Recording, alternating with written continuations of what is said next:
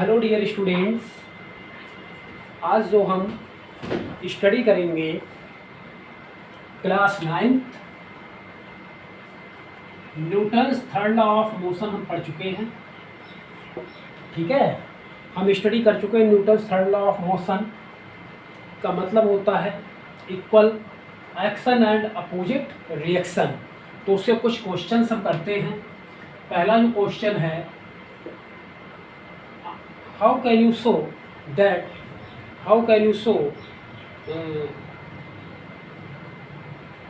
Newton's third law of motion. Newton's third law of motion को आप किस तरह से शो कर सकते हैं। जैसे कि देखिए, फर्स्ट क्वेश्चन दिया हुआ है, इसको मैं एक्सप्लेन करूंगा, नोट्स आपको दे दिए जाएंगे। तो है, देखिए, how can you so that action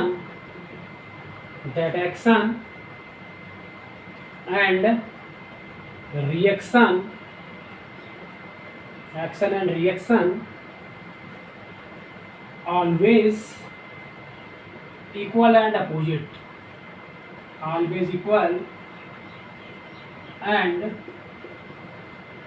opposite, ठीक है। हाउ कैन यू शो, आप किस तरह से शो करेंगे एक्शन और रिएक्शन क्या होते हैं, ऑलवेज इक्वल एंड अपोजिट होते हैं। इसी तरह से सेकंड क्वेश्चन भी है एक यहाँ पर। Second question is why do you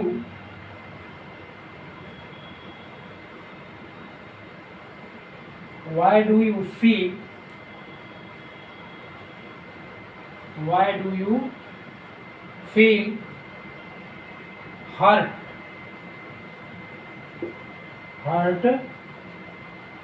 on your hand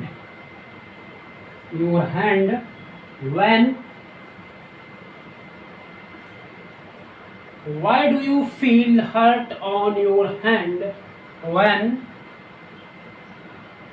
when you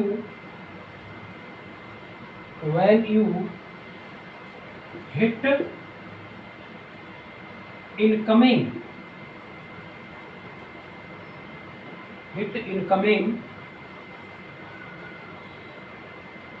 incoming wall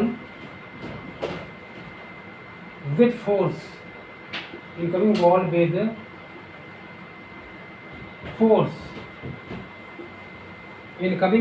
force,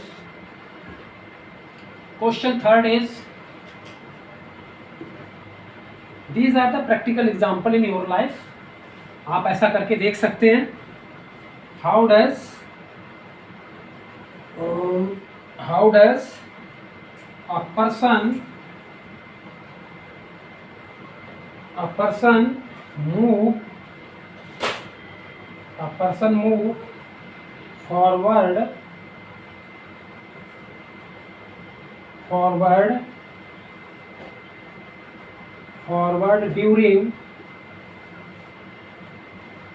during swimming?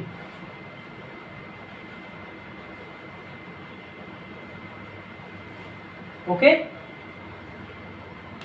तो सबसे पहले हम फर्स्ट क्वेश्चन को समझते हैं। How can you show that action and reaction always equal and opposite.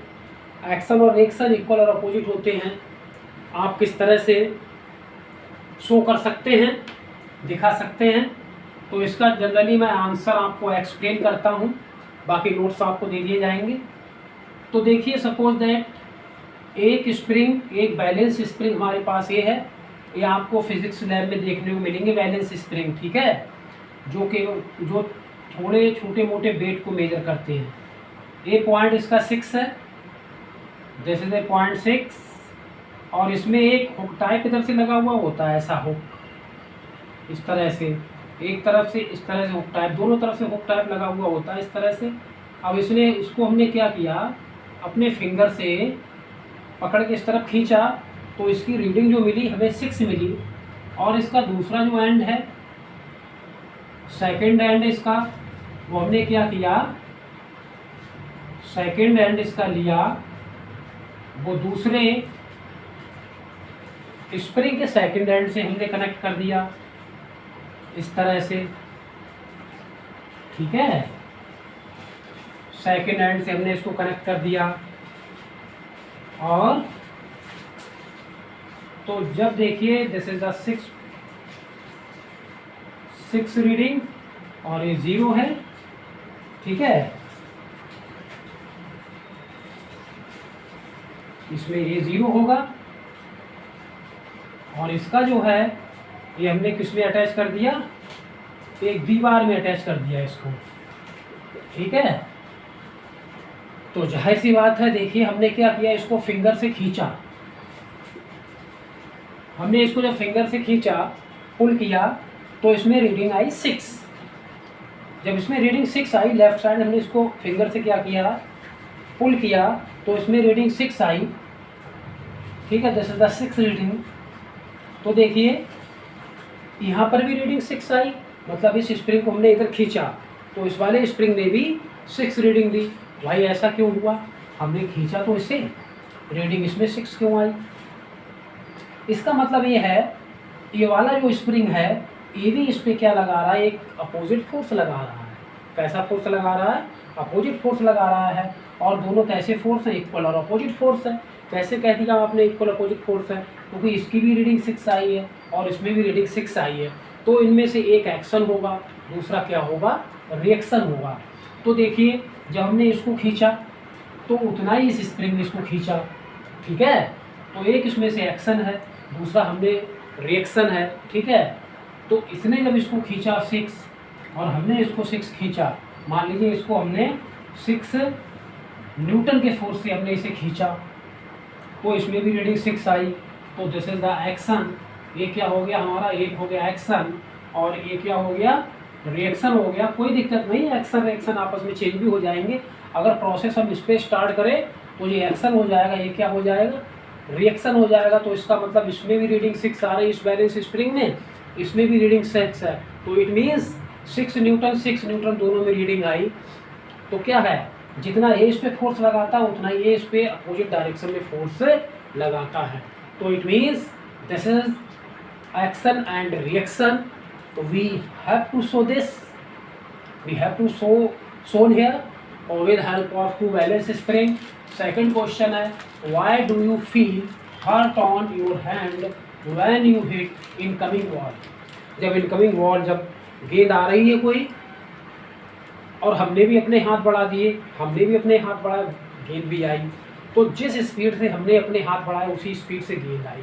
तो जितना फोर्स हमने बॉल पे लगाया, उस गेंद पे, उतना ही फोर्स उसने हम पर लगाया।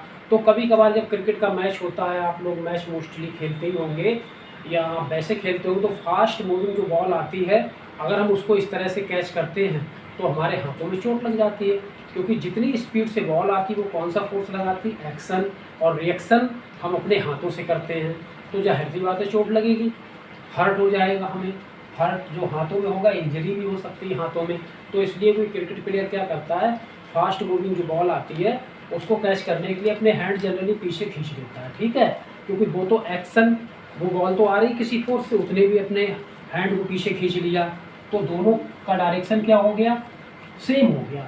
जब दोनों का डायरेक्शन सेम हो गया तो उस बॉल को हमें कैच करने के लिए टाइम मिल जाता है। जब हम अपने हाथों को आगे बढ़ाते हैं तो उस बॉल को हमें कैच करने के लिए टाइम नहीं मिलता है, और लार्ज मोमेंटम होता है, और लार्ज मोमेंटम वजह से लार्ज इम्पल्स, और large impulse means large force हमारे हाथों पर लगता है, और हमें हमारे हाथ इंजर्ड भी हो सकते हैं। तो this is the second example. Now third example, how does a person move forward during swimming. जब कोई पर्सन क्या करता है, स्विम करता है, तो forward during swimming, how does a person move forward, forward किस तरह जाता। देखिए जब वो स्विम करता है तो अपने हाथों से क्या करता है, वाटर को पीछे हटाता है। तो जिस फोर्स से अपने हाथों से वाटर पे क्या कर रहा है, एक्शन कर रहा है, वाटर क्या करेगा, और जितने फोर्स से वो वाटर को हटाएगा उतना ही फोर्स वाटर उसके ऊपर लगाएगा फॉरवर्ड डायरेक्शन में। भाई हाथों से उसने क्या किया, एक्शन किया, किस डायरेक्शन में, बैकवर्ड में। क्लियर। स्विमिंग करते समय हाथों से उसने क्या किया, इस तरह से देखिए बैकवर्ड डायरेक्शन में उसने वाटर को धकेल दिया। तो ये तो हो गया एक्शन, वाटर क्या करेगा, अपोजिट डायरेक्शन में उतना ही उसी एक्शन के ऊपर क्या लगाएगा, रिएक्शन लगाएगा, जिसकी वजह से उसकी बॉडी आगे की तरफ बढ़ जाएगी। ठीक है। अगर एयर में मान लीजिए एयर को भी हम इतना हटा सके, एयर को भी अगर हम इतना हटा सके अपने वेट के बराबर, अपने वेट के ऊपर, तो हम एयर में भी क्या कर सकते हैं, स्विम कर सकते हैं। क्योंकि वाटर का डेंसिटी ज़्यादा होता है, एयर का डेंसिटी कम होता है, तो वाटर को तो आसानी से हटा सकते हैं। जितना वाटर हम हटाएंगे, जितने फोर्स से, उतनी फोर्स से वाटर हमको फॉरवर्ड डायरेक्शन में क्या कर देगा, पुश कर देगा। ठीक है। और लेकिन एयर को अगर हम इतना ही फोर्स से हटा दें अपने वेट के बराबर, तो हम एयर में भी स्विम कर सकते हैं।